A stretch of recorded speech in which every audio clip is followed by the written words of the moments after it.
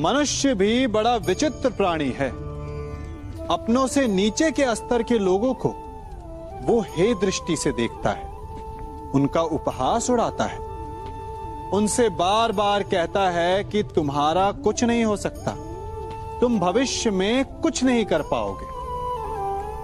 जब मनुष्य के पास धन, संपत्ति, मान होता है तो वो दूसरों का आदर नहीं करता, परंतु वो एक बात भूल जाता है कि उससे भी अधिक शक्तिशाली कोई अस्तित्व में है, और वो है समय। काल काल अपना चक्र कब बदलेगा ये कोई नहीं जानता। समय अपनी करवट कब लेगा ये कोई नहीं जानता। कोयला भी समय के साथ साथ हीरे में परिवर्तित हो जाता है। इसलिए जीवन में कभी भी किसी का भी उपहास नहीं उड़ाना चाहिए।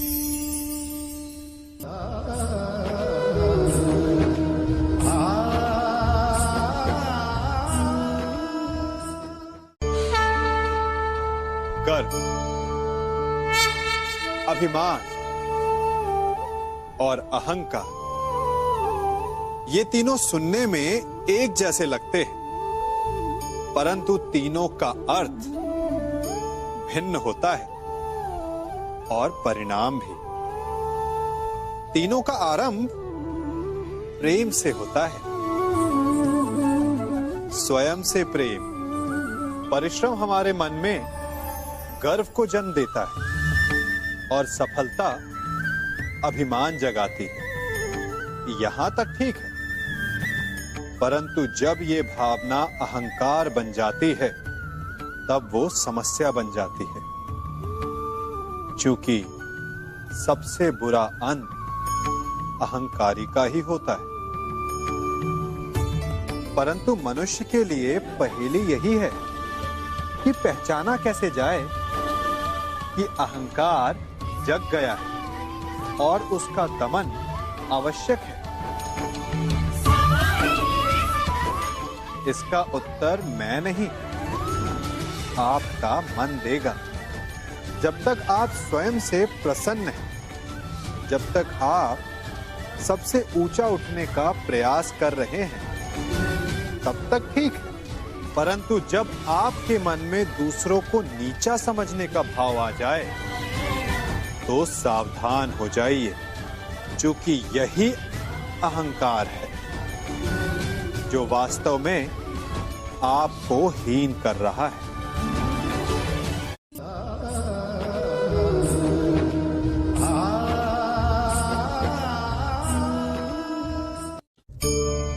आज मैं आप सबको एक कहानी सुनाता हूं। एक दिन गोकुल में दो व्यापारी आए।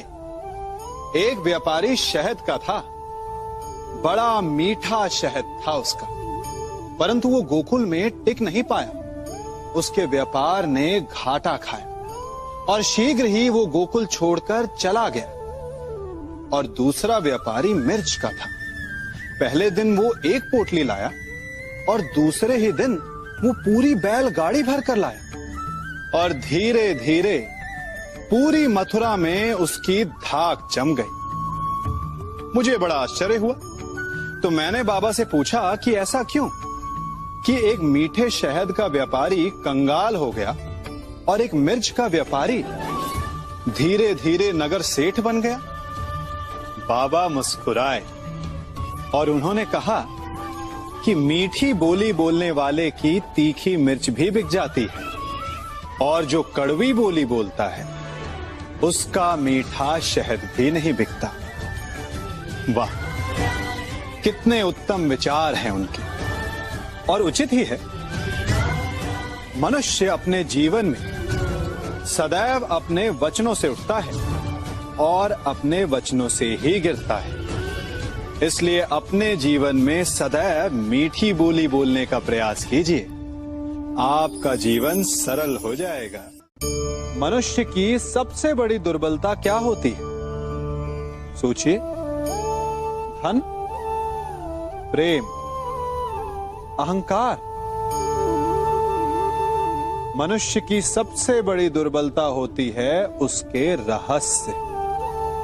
चाहे आप कितने भी शक्तिशाली क्यों ना हो, कितने भी प्रबल क्यों ना हो, परंतु उसके रहस्य उसके नाश की चाबी होती है। इसलिए यदि प्रबल रहना है, शक्तिशाली रहना है, समर्थ रहना है, तो अपने रहस्य को किसी को भी ना बताएं, ना मित्र को और ना ही शत्रु को, क्योंकि समय पड़ने पर कब कौन शत्रु हो जाए ऐसा कहना संभव नहीं।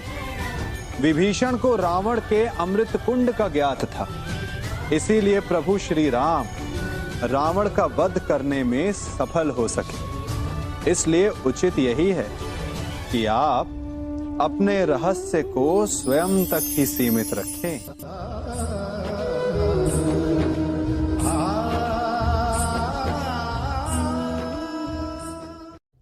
युवा अवस्था भी हमारे जीवन का कितना सुंदर काल होता है ना।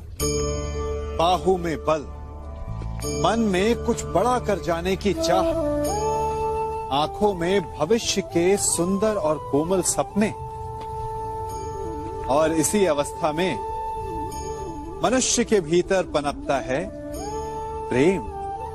किसी को देखकर उस पर मन मोहित हो जाता है और फिर मनुष्य अपना सब कुछ उस पर न्यौछावर कर देना चाहता है। फिर प्रेम की परिणति होती है विवाह में।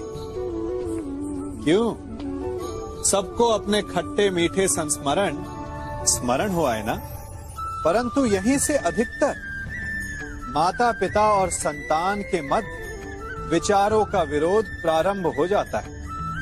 संतान को लगता है कि उसका चुना जीवन साथी ही उसके लिए उपयुक्त है, और माता पिता को लगता है कि संतान अनजाने में भूल कर रही है। संतान का तर्क होता है कि उसे विवाह किससे करना है, ये उसका अधिकार है, और माता पिता का तर्क ये होता है कि अब भी जीवन साथी चुनने की समझ संतान में है ही नहीं। तो इस अवरोध को काटा कैसे जाए, उचित निर्णय कैसे लिया जाए? इसका एक ही मार्ग है, अपने उत्तरदायित्व का भान और अपनों से बड़ों के मापदंडों का भान। विवाह करने से पूर्व ये जान लेना आवश्यक है कि विवाह केवल अपने प्रेम को पाने का मार्ग नहीं है, अपितु विवाह से जीवन का एक नया द्वार भी खुलता है, और हर नए जीवन के साथ नए उत्तरदायित्व भी होते हैं। और यदि इन उत्तरदायित्वों को समझकर निर्णय लिया जाए तो विश्वास कीजिए, आपका दाम्पत्य जीवन आनंद से भरा रहेगा और आपको कभी ये पछतावा नहीं होगा कि आपने कोई अनुचित निर्णय लिया।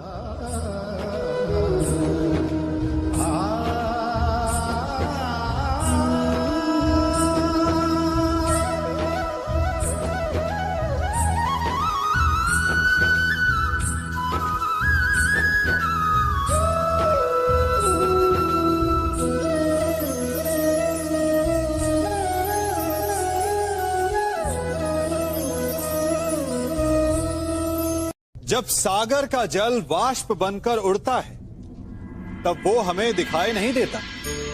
मेघ उस जल को अपने भीतर छिपा लेते हैं, लंबी यात्रा करते हैं, प्रयास करते हैं कि वो जल सदा उनके भीतर छिपा रहे। परंतु जब वायु का वेग उन्हें उड़ाकर किसी पर्वत से ले जाकर के टकरा देता है, तब उन मेघों को बरसना ही पड़ता है, क्योंकि यही नियति है, यही प्रकृति है। क्योंकि जल को सागर में जाकर मिलना ही है। ठीक ऐसा ही हमारे साथ भी होता है।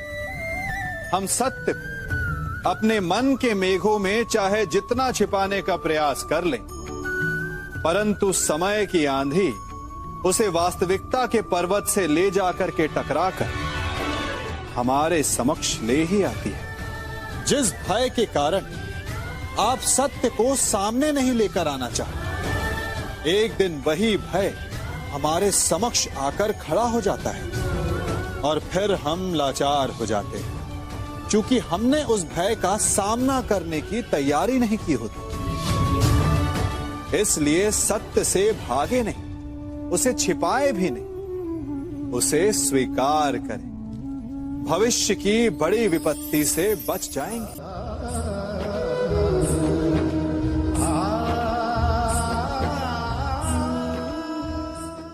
कभी कभी आप सबके जीवन में एक ऐसी विचित्र समस्या अवश्य आती है कि शक्तिशाली के समक्ष मौन हो जाए। कि उस शक्तिशाली से विवाद करने से बचने के लिए आप मौन रह जाते। मानता हूं, ऐसा करने से आप एक विवाद से बच जाते, एक संघर्ष से बच जाते, परंतु ऐसा बचाव एक बड़े संघर्ष को जन्म दे देता है। कैसे? हमारा मौन रहना अनजाने में उसका समर्थन बन जाता है और वो स्वयं को अधिक शक्तिशाली अनुभव करता है और यहां से हमारा दमन प्रारंभ हो जाता है। एक के बाद एक हम अन्याय में अनचाहे रूप से सम्मिलित होते चले जाते हैं। तो इसका तोड़ क्या है? ये समझने के लिए ये जानना आवश्यक है कि ऐसी कौन सी बात है जो आपको विरोध करने से रोकती है। ये सामने वाले की शक्ति नहीं जो आपको रोकती है, ये आपके भीतर छिपा भय है जो आपको रोकता है। हाँ, कभी कभी भय आपकी सुरक्षा अवश्य कर सकता है, परंतु साथ साथ ये भी जानना आवश्यक है कि ये भय ही है जो आपको मौन भी रखता है। इसलिए अपने मन से भय को निकालिए और खुलकर अनीति का, अन्याय का विरोध कीजिए और फिर देखिएगा आपका मन कितना मुक्त, कितना हल्का अनुभव करेगा।